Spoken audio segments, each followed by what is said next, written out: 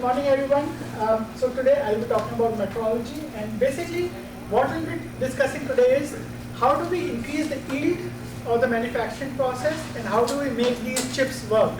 So whenever, like in any manufacturing process, you have defects, okay? Like things don't work, and so you keep refining your process so that you increase the yield of the entire process. Okay, so here I'm showing you a microprocessor. Okay, now this is an old microprocessor, like some like 10 years back, what was in production. Microprocessor has many parts. Okay, it is not a single unit. You have the graphic GPUs, the graphic processing unit. Okay, the cores, the CPUs that do all the calculations. Okay. And then we have memory, so we have many different parts. And these parts have very different layout. So yesterday when we were like discussing what microprocessors look like, you have many transistors that make microprocessors, right? And so that kind of layout is here, okay? Like we have billions of transistors over here. Now GPUs and CPUs and memory, they have very different circuitry, very different design.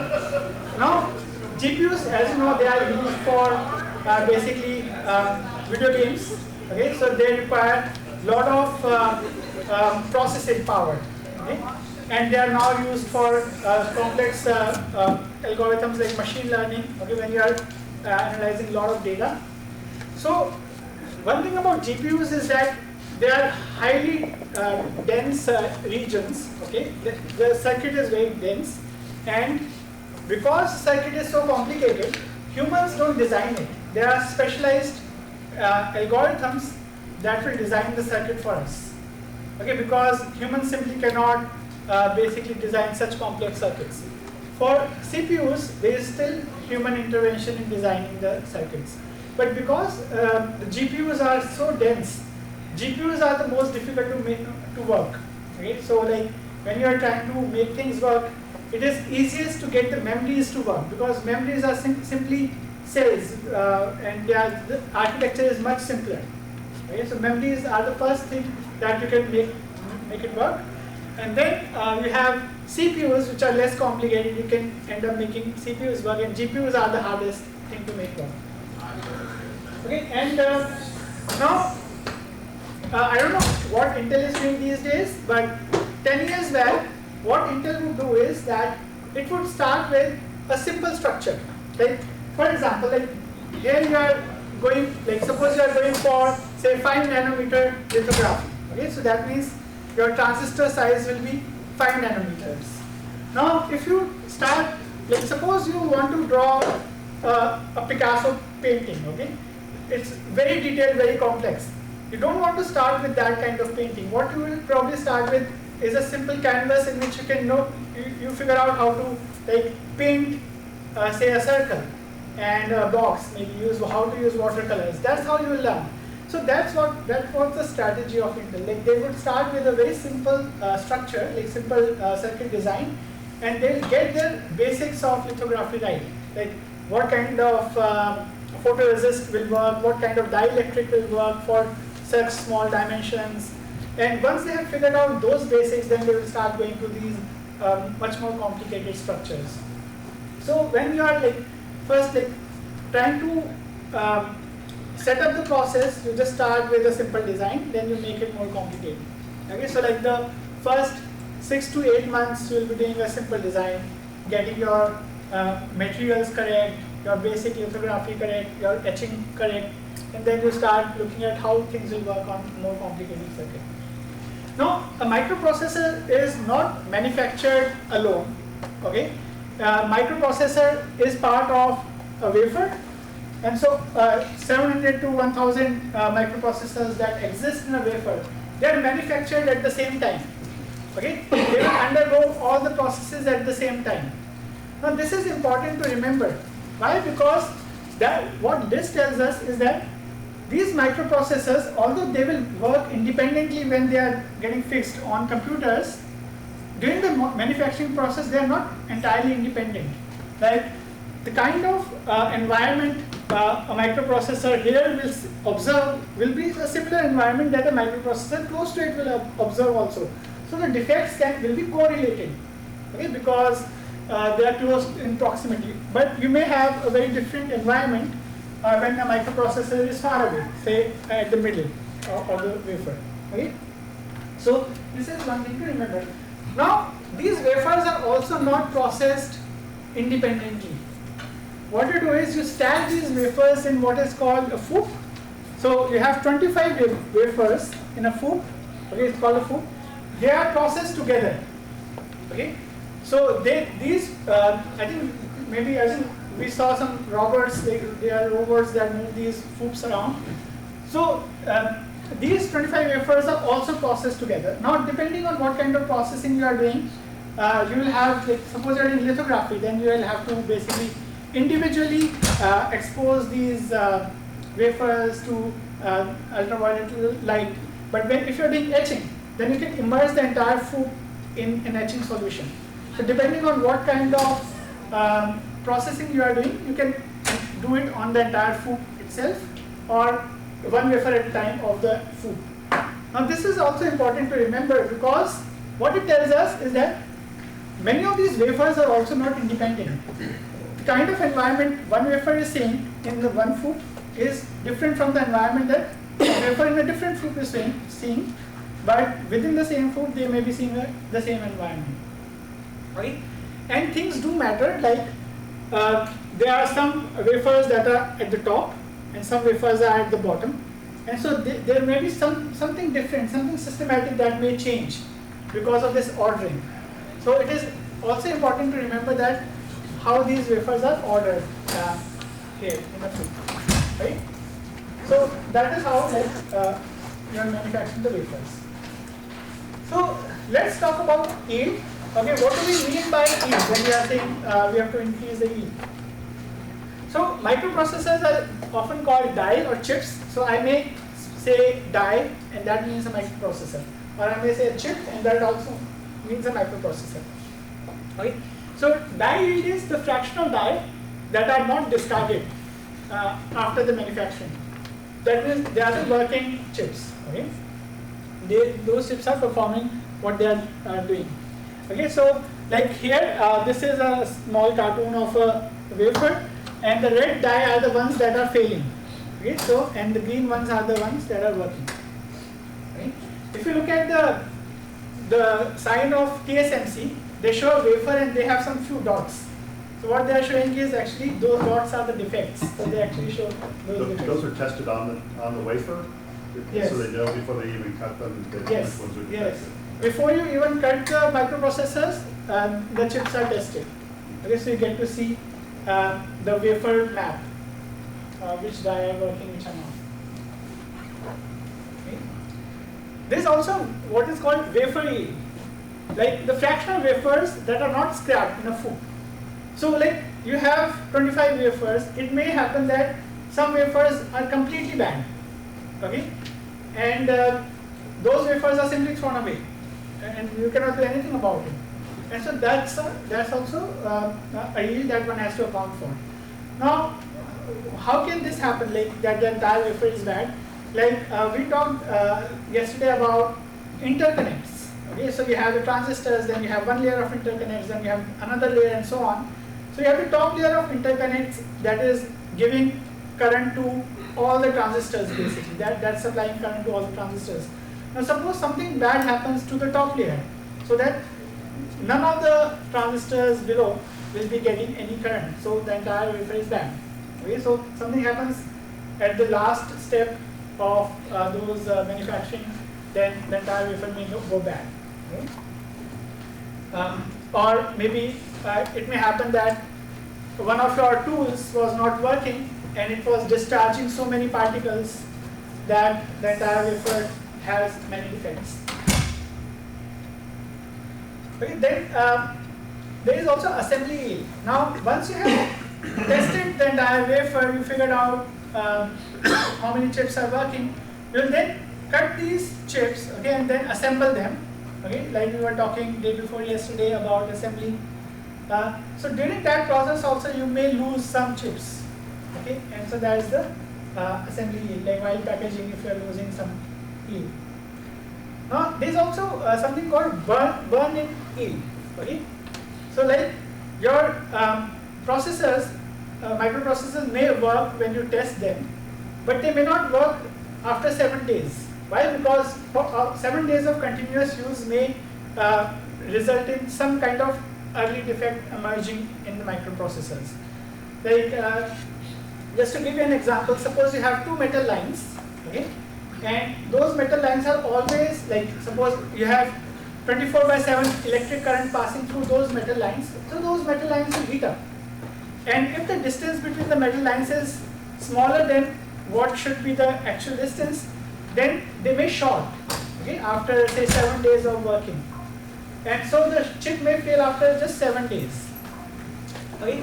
Now this would be very bad, right? Like you buy a new laptop and after 7 days it stops working. Okay, so that is not good. So what Intel does is that, or any semiconductor company will do, is that it will stress the die. Okay, it will basically make it work hard at higher temperatures as well. And under those stressed conditions, it tries to figure out if there are any failures. And if there are failures in those stressed conditions, then those chips are also discarded, because they will of course fail very soon. Okay. So okay, so burn-in is I've already described it, but I have it here. Okay. So let's talk about classification of EVOS. Before that, are there any questions? Is it correct that, and that's what I know, the yield starts pretty low originally, Yes. but because you're rushing to the market, typically companies have a sort of passing mark. If they reach that minimum yield, they get go, but they keep working on this. They don't let go. And in fact, what could be maybe 60%, 50% yield early on can climb up to 90% eventually. Yeah, exactly. That is exactly how things are done. So when you start making a process, then you have so many defects that you don't really expect anything to work, and at that time you're working on defect density. You simply say, okay, currently my defect density was this, now I've reduced it by 20%, then I've reduced it by 50%. That is how you go forward initially. You're only working on removing the defect density. Then you have some cache that starts working. You say, okay, now we have some cache working, then we have some CPUs working, and as Savas pointed out, so as soon as you have a little bit of something working, you are ready to sell it. Okay, and so suppose you have a microprocessors and you have say only the CPUs and the cache working, so you can still sell it as a microprocessor with only the CPUs and cache, a cheaper one. But you can sell it like that. It will have a redundant GPU, but nobody cares about that. Right? Now, but then you will have the GPU is working as well, and so you will have say 20% yield. And the company does not like stop, does not just wait for the yield to become 90% before they scale up. They keep scaling up the process. That means more and more wafers are processed every day, even with say 20% yield or 30% yield, and those chips are actually sold in the market. So whenever a new technology comes, you will see that initially there will be a scarcity of those chips. They will be the more expensive ones because they are produced at a lower rate. Okay, but one thing that happens is that even when you are producing something at a very fast rate, you have much more data to work with. So you can very quickly eliminate the defects also. So they do scale up rapidly with even like 60% yield. A lot of data is there to figure out all the defects, and that also helps in improving the yield. So what can we expect with the Ohio fabs? How long will it take until they work through all of that and we start to see, any idea how long it will take until the chips that they make here will actually start being put into products? So the goal is 2 years. In 2 years you start the technology and you basically are at more than 90% yield. Okay. That time limit is 2 years. That Intel has been not able to meet that 2 year window. they generally end up taking 3 years or 4 years Wow, sometimes that's to a long reach that. time. But after 1.5 years, they have chips that they can start supplying to the vendors. Okay. Because they do start getting, within 1 year, they are able to get a working chip. So they are able to supply to the vendors. Right? Any other question? Perhaps maybe an additional complexity will be in Ohio. It's the first time everything is operating. Yes. Getting the ground ready, getting everything installed and working. And they're bringing a lot of new technologies when they do it. Exactly. So the team doesn't have know-how in maintaining everything in the pristine condition. So I think that may add. That's why I think they pushed back to 20. Now it's talking about 2028. Am I correct? Yeah. Yeah. Which I wasn't surprised when I heard 2025 first. I said, good if it happens, but I wasn't very optimistic. Yeah. Okay.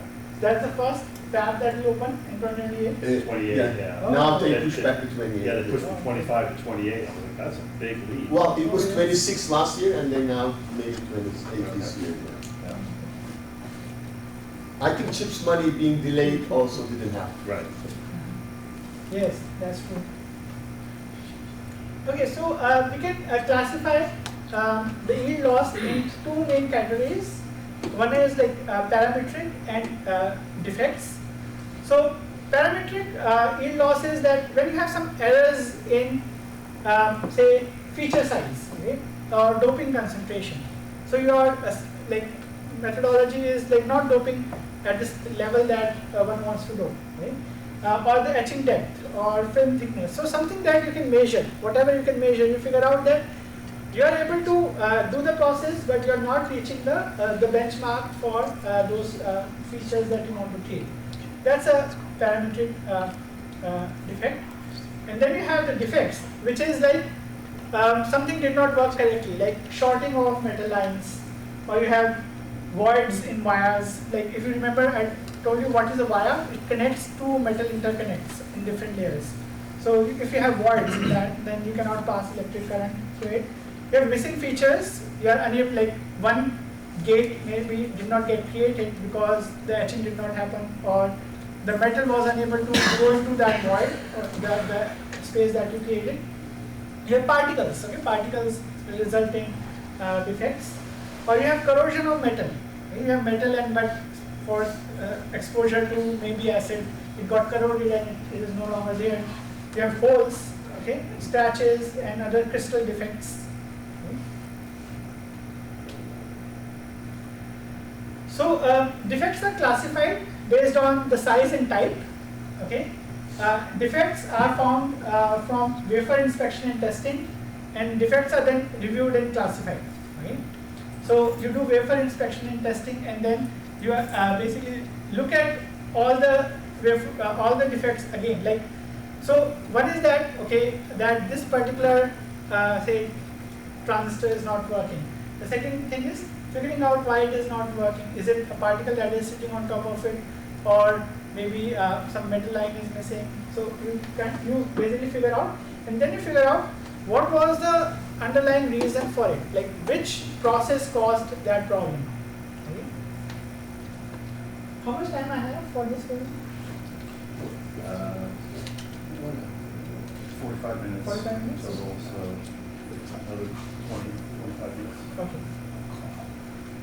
Okay, so here I have taken pictures from the internet showing some defects. Okay, so like you can have a foreign particle. Okay, you have a large area which is basically bad.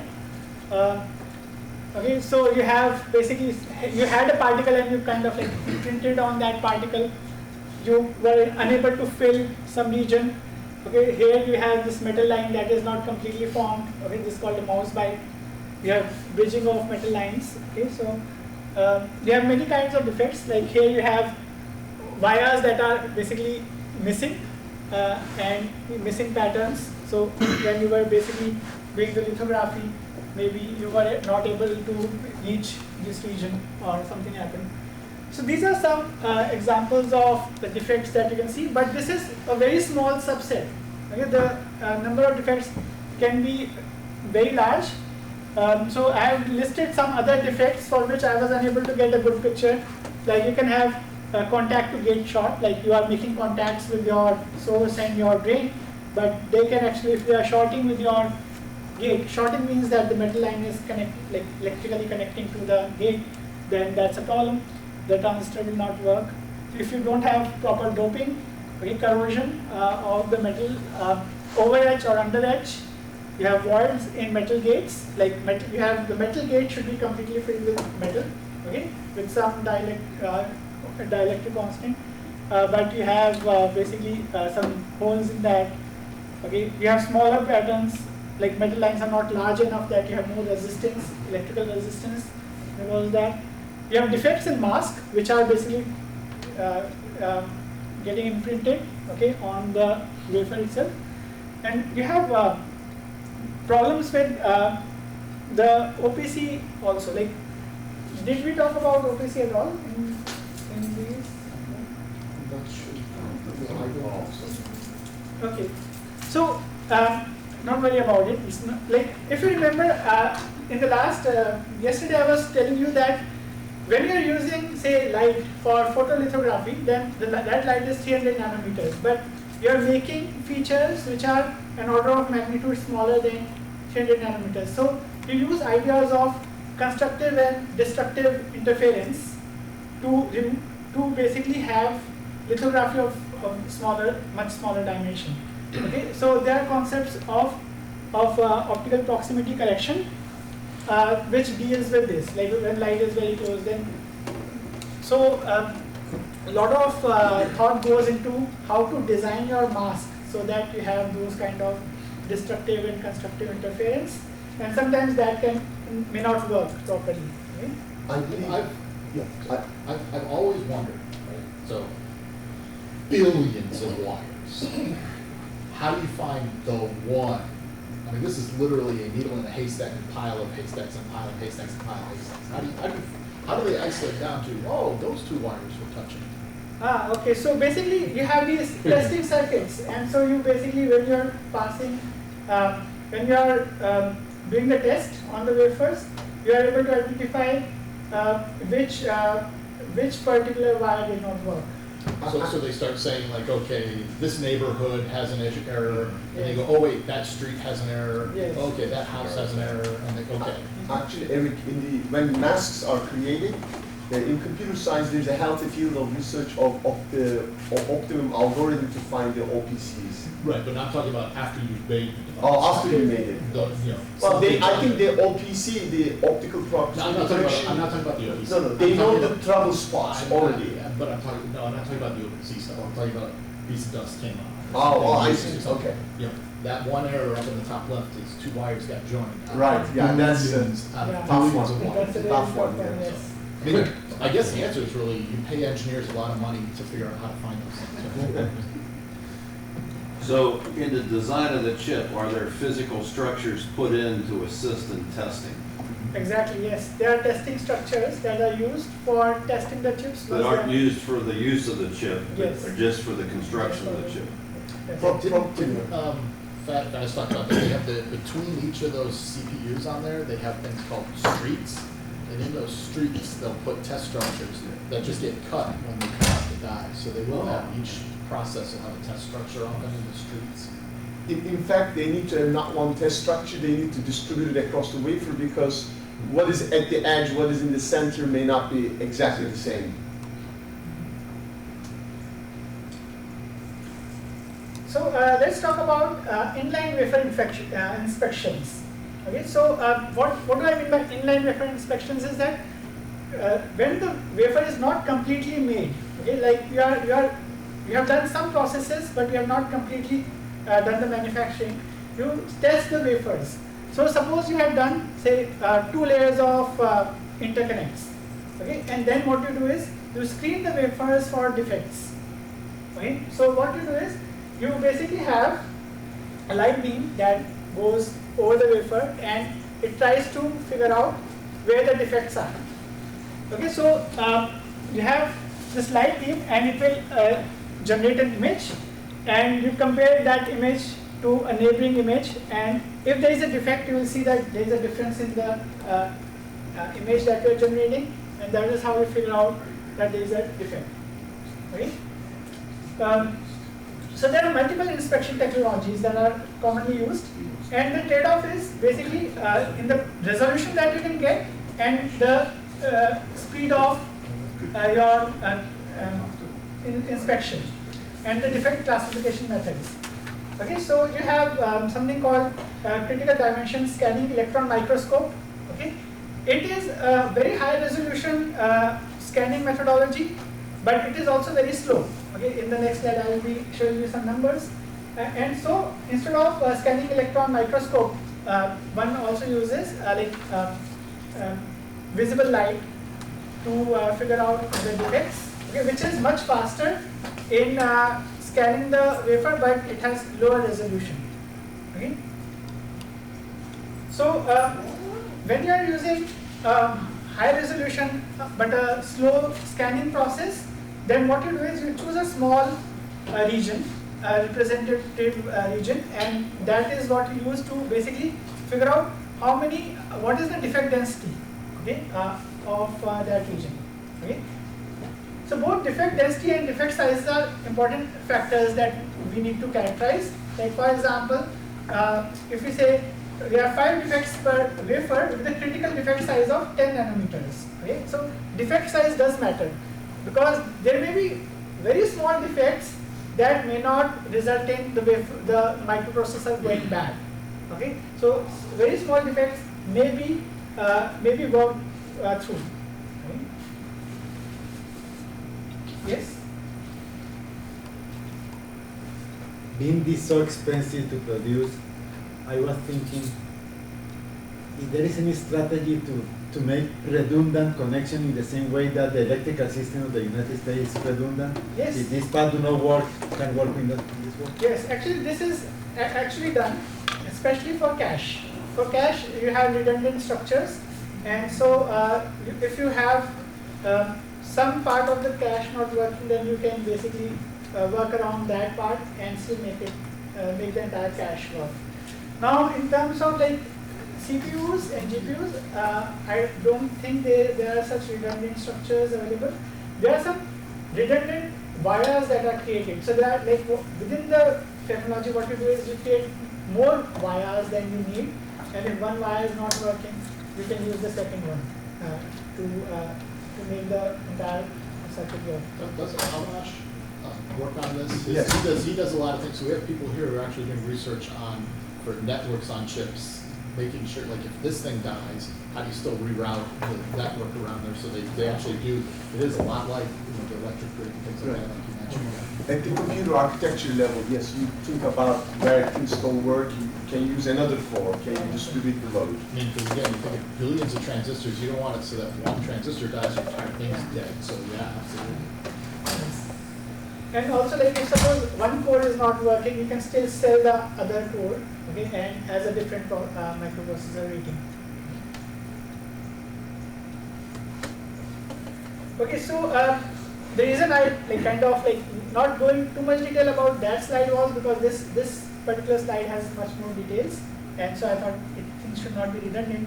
So there are 2 major types of inline inspection equipment. One is optical pattern wafer inspection. Basically, optical means like you're using light for wafer inspection, and you have electron beam inspection. Okay, so I have many details here, but I will kind of like skip those details to keep things simple. But again, like they are there later on for you to refer. So one thing to remember is that when you have optical pattern wafer inspection, then you are using light to scan the wafer. It basically is lower resolution than electron beam, you still have faster scanning. So you can do faster scanning but at a lower resolution. Okay, and the resolution depends on the wavelength of the light that you're using. So if you use shorter wavelengths like ultraviolet or deep ultraviolet, then you can get higher resolution. Okay, so what basically is done is that you throw the light, you collect the scattered light, and the scattered light is compared to an adjacent environment. Okay, and when there is a difference in the scattered light, then you know that there is a defect.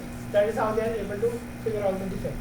Now they are using machine learning algorithms to figure out these defects, because like if you have say convolutional neural networks, they can easily look at images and figure out if there is a difference in the images. So that will also make things faster. Okay, so another thing to remember is that like throughput, you will basically have scanning of like 20 gigapixels per second at a pixel size of 100 nanometers. So pixel size is telling you the resolution. So here you are scanning at a resolution of 100 nanometers. Okay, and remember that you have transistors of the dimension of 10 nanometers. Okay, so you are not looking at the resolution of a single transistor, but 10 times more. So you can easily detect larger particles here. Okay, so that is your resolution, and you are scanning at a rate of 20 gigapixels per second. Okay, I'm mentioning this because I will be comparing it to the electron beam inspection. Is that, so the 20 gigapixels per second, do they analyze that? Is that machine learning at real time? Because that's like 1,000, the highest resolution pictures I could take on my phone per second, and they're analyzing that in real time? No, not in real time. So what they do is, they are analyzed later on. So the equipment is basically going over the wafer, and it is capturing these pictures, and then you have another separate algorithm that looks at the pictures to figure out the defects. That's a lot of data. Yeah. Also, if I'm not mistaken, this type of errors they do on the mask, the high level of copies of the mask, because when you correct the mask for this type of errors, what is copied after that mask, sub-mask for operational purposes, they will not contain those imperfections. Yeah, hopefully, yes. Who's the processing? Yeah. Okay, so let's talk about electron beam imaging. So here what you do is you basically have an incident beam on the surface that results in emission of secondary electrons which are detected. Now here the throughput is 20 megapixels per second. Compare it to this one. This is 20 gigapixels per second. So this is much faster throughput. This is only 20 megapixels. So there is a difference of mega and giga, that's 10 to the power 3, 1,000 times difference in the throughput. So of course, everything has to be done at a fast pace. So you cannot simply use electron beam imaging for the entire wafer. It will just take so much time that it will delay the manufacturing process. Okay. But look at the resolution. This is 1 nanometers. Okay, much smaller than the dimensions that of a transistor. Okay, or comparable to the dimensions of the transistor. So you get much higher resolution here, even though it is much smaller. It's a slow process. So you do it for a small region to figure out the defect density, and if there is a specific region you want to understand what is happening, why something is failing, then you basically use this electron beam imaging for that particular process. Okay. All right. So like there, the industry wants to improve the optical processing. Why? Because simply it is fast. Okay. So one is that they are using artificial intelligence for image processing. As you mentioned, there is so much data that you don't want humans to go through those images. Okay. So if you have a machine learning algorithm that can do the image processing, that will be great. Right? Now, instead of using the pixel intensity differences, like I was saying that you compare the pixel, the scattering that you get from a nearby wafer and present wafer, nearby region and the current region, and compare the pixels. What you can do is you can use the polarized beam. Okay. Now the polarization will change depending on whether there is a defect or not. So if you don't have any defect, you will have a certain polarization change. But if you have a defect, you have a different polarization change, and you can use that difference to figure out that there is a defect. Okay, so you can basically look at the phase change in the light, and that may also improve the resolution. Okay, there is another inspection technology called voltage bias scanning electron microscope. Okay, so what they do is they basically apply an electric current, and they figure out the how much resistance is there, how much. So, but it does not tell you the exact location of the defect. Okay? So it is a secondary scanning device. Okay, so let's talk about end of the line inspection. Okay, end of the line inspection means that now your manufacturing is complete, and now you are figuring out where are the defects. Okay, so you basically do numerous electrical tests, and the failures that you find during those electrical tests are based on which component has failed as well as the type of failed test. So you do many different kinds of tests. Okay, and based on what has failed. So suppose you have your GPU is failed or CPU is failed. So you say, okay, this GPU has failed. Okay, that is how you classify the fails. But you also classify on based on what kind of test has failed. Like suppose it is failing on, say, clock speed. Okay, you have a slower clock speed, or if you have burn-in fails, okay, in GPUs, CPUs, or cache, then you figure out those here. Okay, there are like hundreds of tests that are done here. Okay, they are called some tests are called kitchen sink, that they are so all the tests they are like thrown together and you collect a lot of data from those tests. Okay, so I don't know why it is cutting from the top. Okay, so what we want to do is whatever failures you figure out. Okay, that's not the end of the story that okay this chip is not working, we'll throw it out. You have to connect it to the manufacturing process, what went wrong. Okay, so that you can improve that manufacturing process.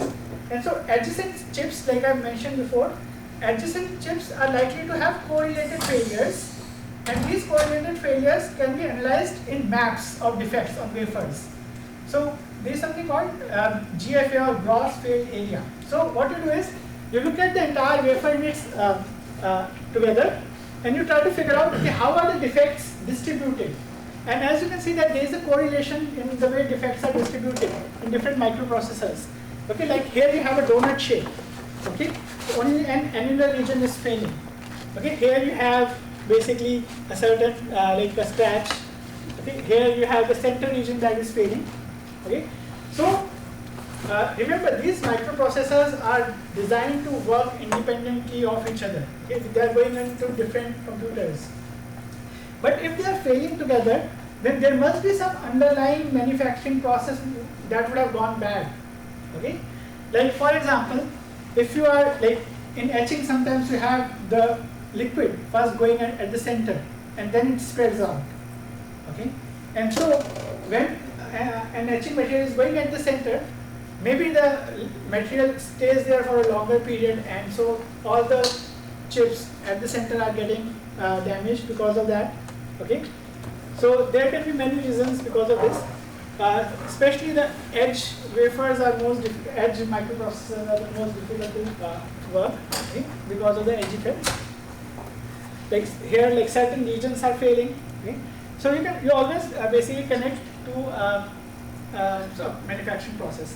So failure in the reticle was not in this picture that I got from the internet. So I got it from I just got it from some other source.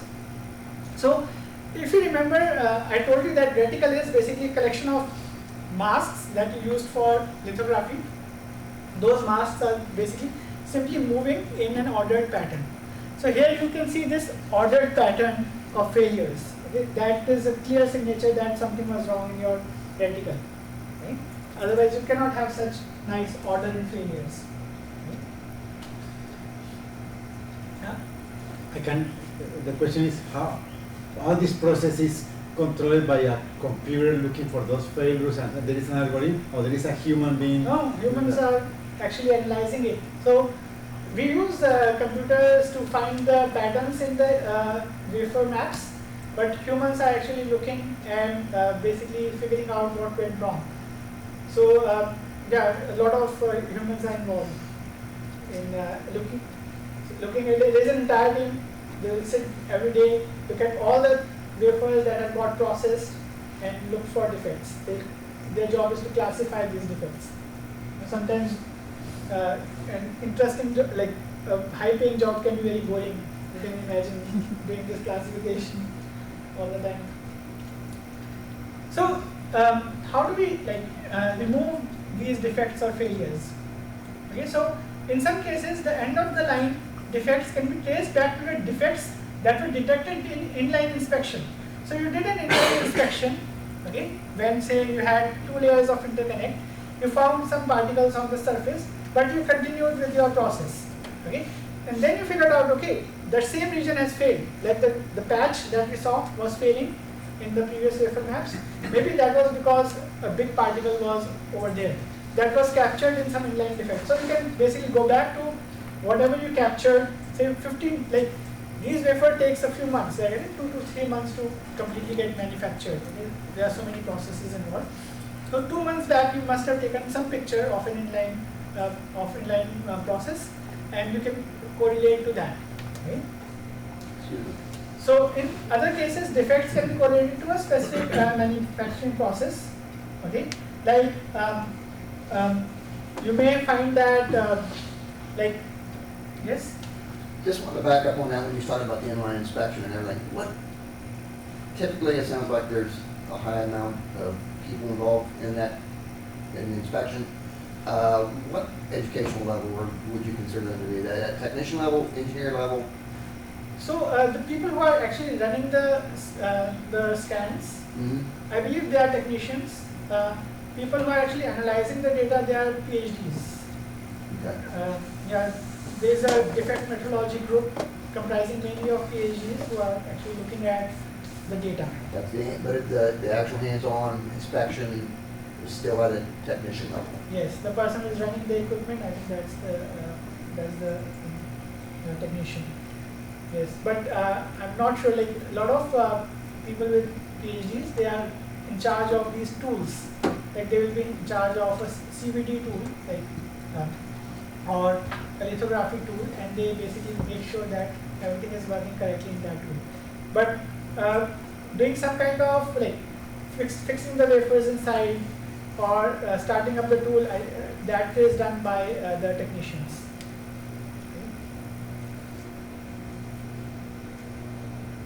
Okay, so so you can basically like correlate what you do is you try to correlate defects with the manufacturing process. Like here I am giving you an example that suppose you have these 2 wafers, one is good, the other one is bad. Okay, you compare what is the difference in their process. Okay, now what is done is during the manufacturing, during the optimization stage, within a food, different wafers are given different processes. Okay, so suppose you want to figure out that what should be your optimum etch time. Okay, so you'll pick 2 wafers with say 40 seconds of etch time, 2 wafers with 60 seconds of etch time. Okay, and so that nothing else is changing within that entire process of manufacturing. Only one process is changed, which is that etching process. And then you can basically compare them and say, okay, that etching, the maybe higher time etching caused this damage. Then that's how you can actually figure out. So a lot of experiments are done. Okay, within a food, a lot of experiments are done. And the idea is everything else is remaining the same except for 1 or 2 processes that you are changing.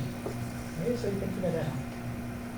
And if you are unable to figure out the underlying cause of a defect, you can actually cut the chip. Okay, so you cut the chip at the defect location and you do scanning electron microscopy experiment to figure out what is happening.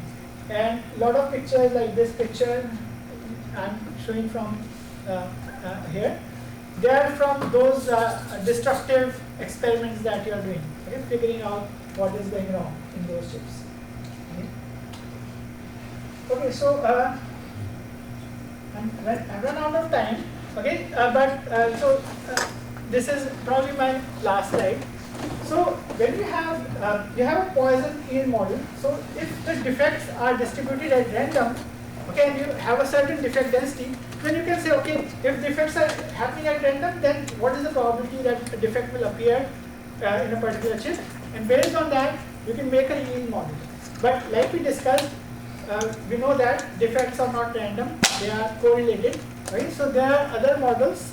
Okay, which basically consider spatial regression, okay, the spatial arrangement of these chips to figure out how should the defect counts change. Okay, like you figure out as a function of distance from the center, how are the defects changing, and you can use it for yield models. Right?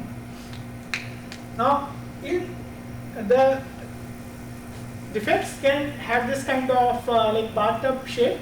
Okay, so like this is with any kind of manufacturing, you will expect this, that you may have some early failures. Okay, so as soon as you manufacture, things are not working. Okay, so that's an early failure. Okay, then you can have wear out failures. Okay, that over a period of time you will have things starting to fail. Okay, so you always have this kind of bathtub kind of shape. Okay, in terms of the yield. Okay, and that is all I have. Thank you very much.